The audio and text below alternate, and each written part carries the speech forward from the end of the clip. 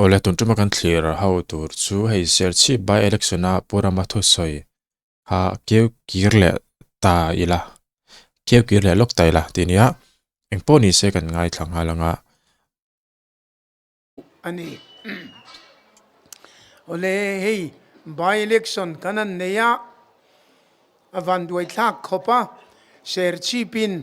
vote non inan tulta a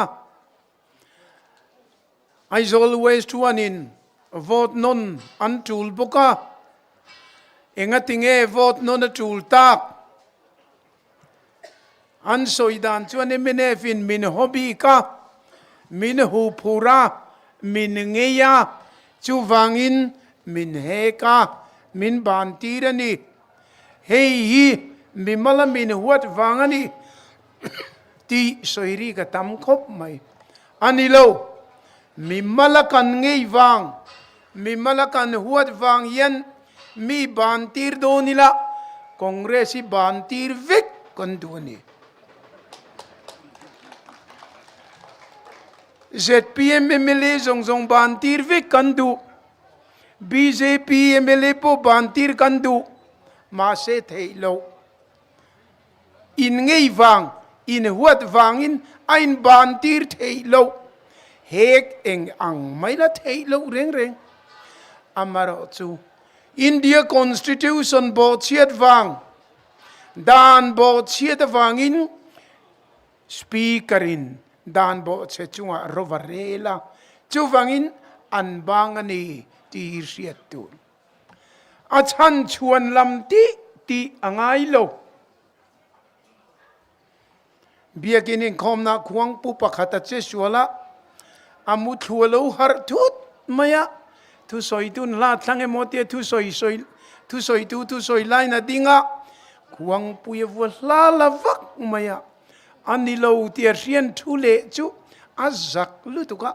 thakhat chuan in khom lo phut maya chu ta atlar nung bera kong kapula vathua ain khom tirin apuna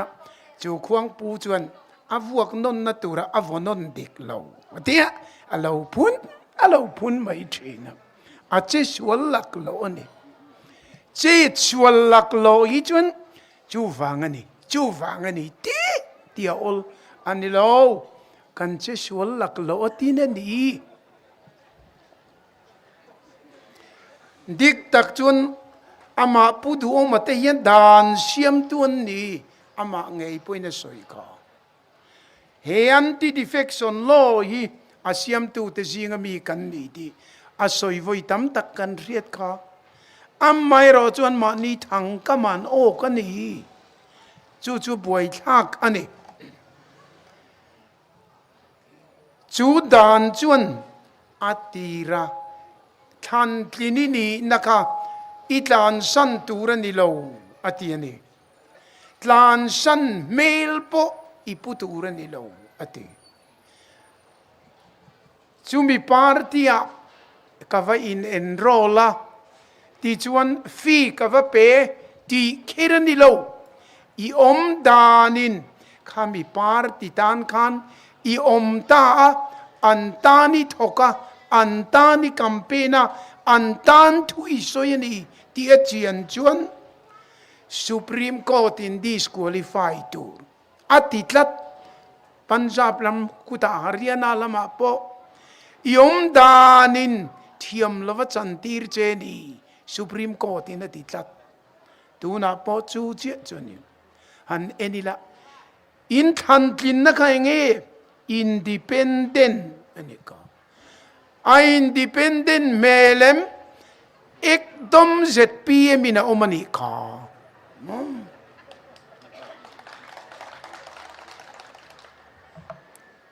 chu wang chuan speaker point ngoro itilutuk don ati zel sia par ZPM party officer ZPM party president online ZPM mi alawm luta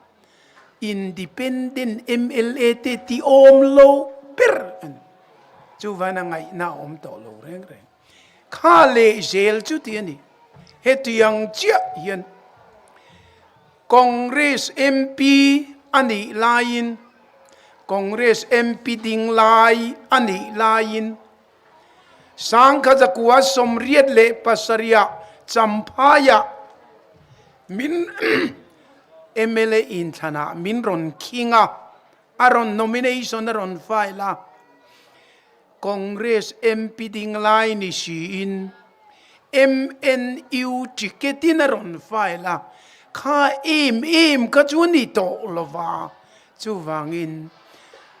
Lok Sabha Speaker Balram Jakarane na hey dana bo chena salutuk antia ti chuan Lok Sabha Speaker Balram Jakaran thiam lova chantira a MP ni na abanta ani kha em to kha chuan Congress khan diktak chuan an ngai na thiam reinia Congress atangina chuaka Congress for Peace anti di khana tlan ma se ando zela atopa Congress MP ding line isia MNU chiketa champai biala kananin contest dun chia chon hey em chu antita ani Emperor Claudius anu puika allergia chu pasalina ria Aler lutuka no chizuari na tan sanatikan jana kotlera zukin zuar chin kha po kha alangai thiam amaro chu ostia muna azin lanin pasal dang officialin ro pui takin lo nei santa chu em chu tita ti chuan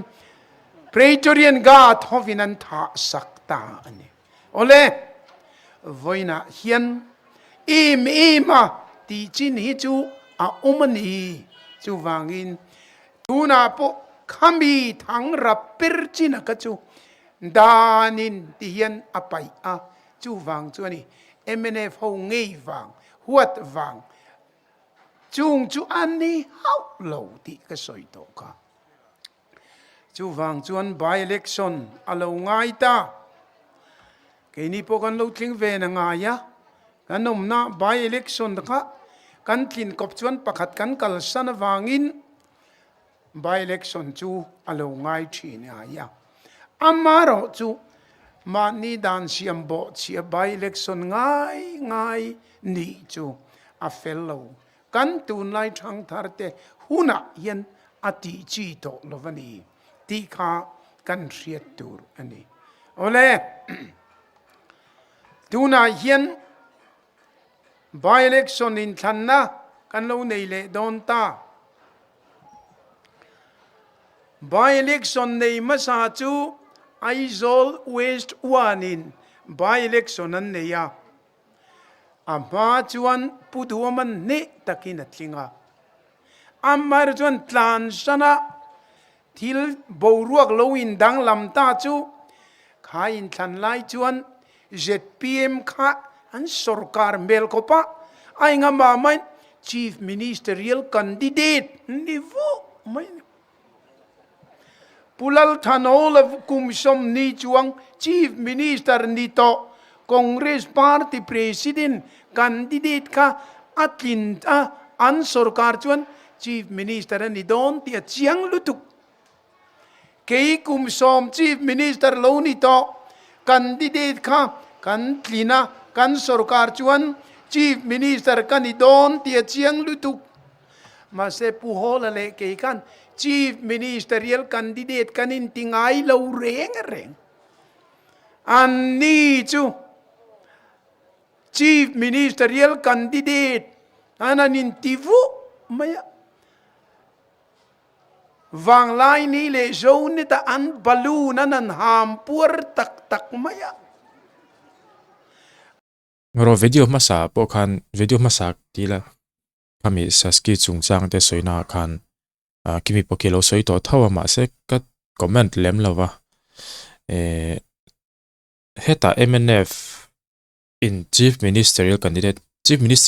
in tinge ministerial candidate kapokha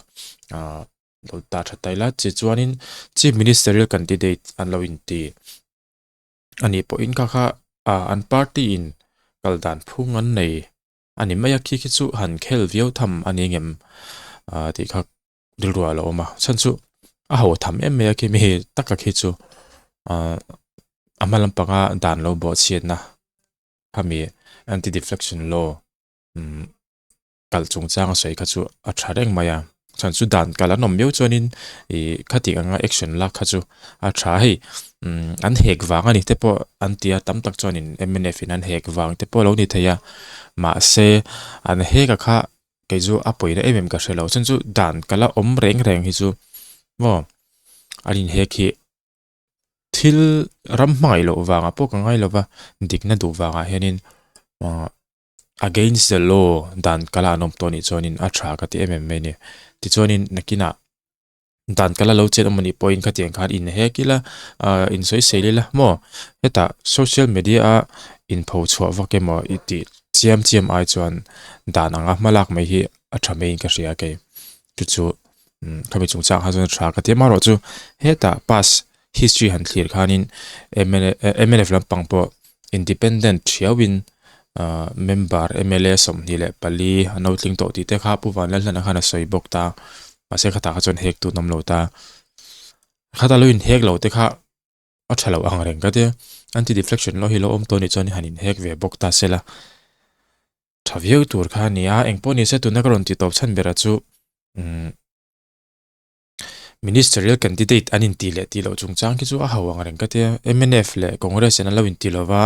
a chiang sa ni chon thu san ni se mo anin ti lo wanga mi dangin ti va soi khera kha angai ka tilem lo ki chu a haw thamang reng khata chuan an sarkar ngei don ani hi ti ringin in thana kanan luta chief minister ngei done ti dan tharin sarkar thar kan kalpui done antia khamya wangkan mun nia antling reng ani amaro chu MNF two third majority mun thuma trena mun nin antlinga a sarkar tamup mai ti chiang ta chuta aizol west one nakal san chu ma ZP man chak nai me ma MNF khuwar to nia chua to nu a by election an om mai chu kan mi thar puzo than tluanga MLA pola ni ngai lo kan han candidate chuta chun an ne na ringot po ka vote sang sari chuangin chu chakamole enga tinge western ko zo teu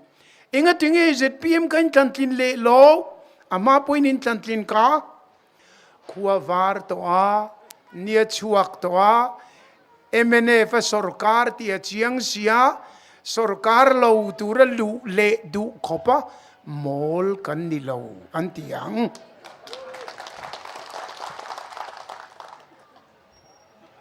ka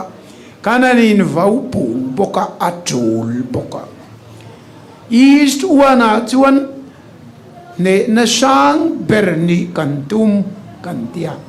kantuma arin po kan in ringani kan party po khan president chuan east wana chuan chak nge yang amar chu mana ne nang ka chu ani to kher lovanga ani chu tia ming zia tar han thaya po khan thai ma sak bera ating tura kan omani amaro chu katling lo na sha vote sang ni chuangin katling lo vane mundang ka chu kan soiri lo wanga ZP mina MNF kan tin na tura min thai po kan east one ka an thai masak ve thovane keini point kan party point kan thai thovane abial point kan thai thovane kana in thangagan ta vote sang ni chuangin mian ne vel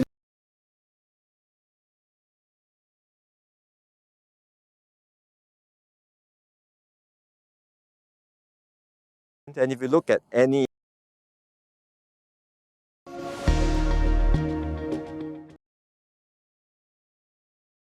anh po ni se ti khan kan clear zo ta a again ngai dan te comment section in lo so nga ti chuan kami by election a khan ti mai te ang pu le do ma kha an tlin le kha ni thawa atling non le a ti chuan chumi pialama chuan in comment thang te kan en khan he issue awang hian Mizoram politics si kanga event pha mo kha in hek na pulal to ma ban ani awang khan he Mizoram politics si kanga event ngai lova ma se hemi china tang hi chuan in kanga event ve ta view mai ti kha in lo omnol boka engpo ni se I heta political history hi shet tak taka harat ti meang tuna po media lo thato emme ti khan en let tur te po mani mai ta